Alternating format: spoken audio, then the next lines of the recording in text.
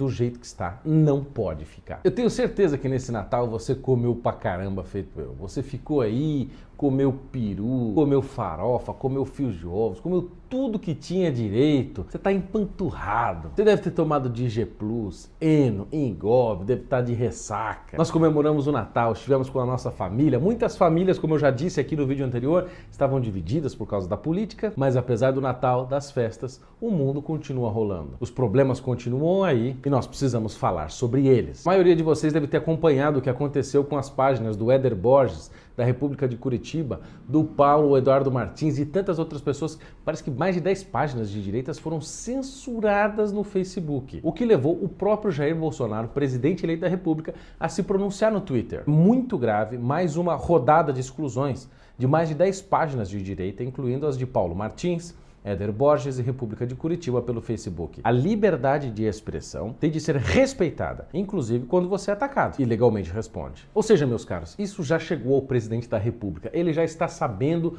do nível, do tamanho do problema que está acontecendo com as redes sociais. E isso, obviamente, gente, não significa que ele vai censurar as redes sociais, coisa que o PT já tinha prometido. Isso não significa que as redes sociais vão acabar, mas significa que elas não precisam de controle, mas elas precisam se adequar à realidade brasileira. Porque não sei se vocês se lembram, enquanto o Facebook está, por um lado, excluindo páginas e mais páginas de direita, desde julho de 2017, agora vazou aquele esquemão que todo mundo sabe e que saiu uma pessoa aí dando testemunho, contando que o PT utilizava dinheiro de campanha para pagar pessoas para fazer publicações, postagens, etc., ficar comentando a favor do PT e favorecer. Esse esquema teria favorecido, não pode dizer favorecer, porque não encerrou o caso, a Gleisi Hoffmann aqui do Paraná, e que foi eleita deputada federal, muito provavelmente com a ajuda desse esquemão do PT. Nós lembramos também de todo aquele mapeamento que eu fiz sobre o Facebook a respeito do seu viés esquerdista, não só do Facebook fora do Brasil, mas do Facebook brasileiro. É levantar a seguinte questão: o Facebook já passou dos limites aqui no Brasil, mas se ele já passou dos limites, o que é que nós podemos fazer? Eu resumi esta questão recentemente no próprio Facebook, dizendo: o Facebook infringe leis brasileiras a todo instante, autorregula-se por leis estrangeiras, tem o monopólio do setor, influencia eleições, vende informações, descumpre contratos, derruba reputações, ceifa perfis, tem bilhões de dólares à sua disposição, 1000 advogados e uma força sociopolítica de um Estado. São empresas-Estado. Ou seja, esta é a situação atual do Facebook. Quando eu menciono que ele infringe leis estrangeiras, é verdade. Pelo Marco Civil da internet, o Facebook não pode censurar uma página, não pode apagar uma postagem sem mandado judicial. Ele só pode fazer isso com autorização da Justiça. E se ele o faz, ele já está infringindo a lei brasileira. Porque o Facebook autorregula-se por leis estrangeiras, por leis americanas. Ele não pode se regular por leis estrangeiras. Se ele é uma empresa que está baseada aqui no Brasil e está de fato baseada aqui no Brasil, tem CNPJ, tudo, tanto que eu os estou processando, ele tem que se adequar às leis brasileiras. Ele não pode se regular por leis estrangeiras. Quando nós assinamos o nosso contrato com o Facebook e dizemos eu concordo, o Facebook também está dizendo a mesma coisa. Quando entrou no Brasil,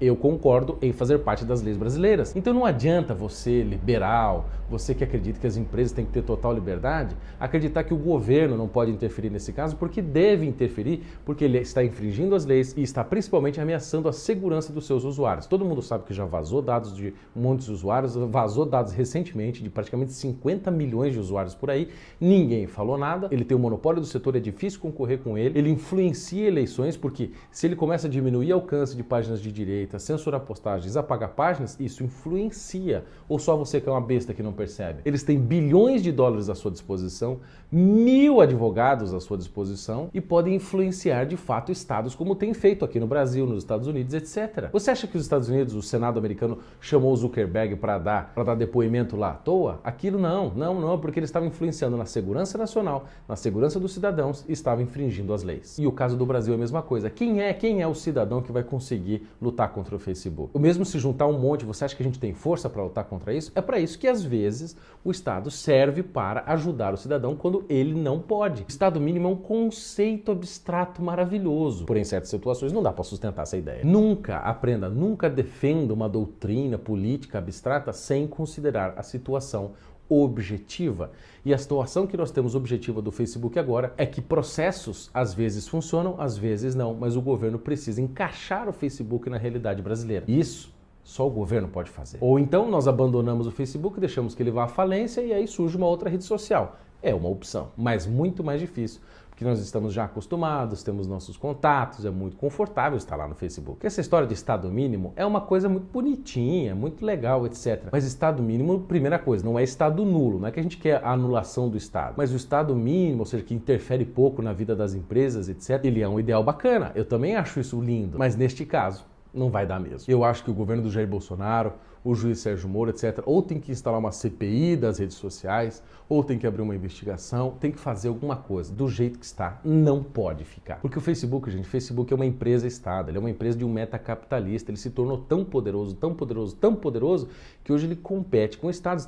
O faturamento do Facebook é maior do que muitos países do mundo. Não é só porque ele não está geograficamente circunscrito e identificável que ele não tem o poder de um Estado. Poder financeiro, poder social, poder de informação, poder de influência, poder às vezes de depor ou tirar um governante, levantar uma reputação ou destruir uma reputação. O Mark Zuckerberg, para manter o seu monopólio, fará de tudo. Ou seja, o Facebook tem a força de um Estado. Ele é uma empresa-Estado e como tal deve ser tratado. Portanto, o Estado brasileiro precisa sim tomar atitudes. Eu espero que o governo Bolsonaro o faça. Você processe o Facebook. Eu estou processando.